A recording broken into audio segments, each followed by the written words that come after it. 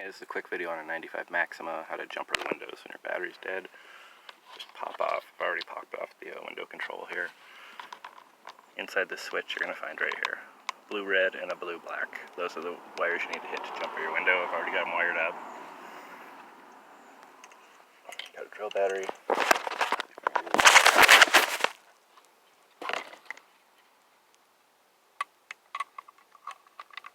Gotta figure out what your voltage is on your battery to get the right connections. I just kind of guessed.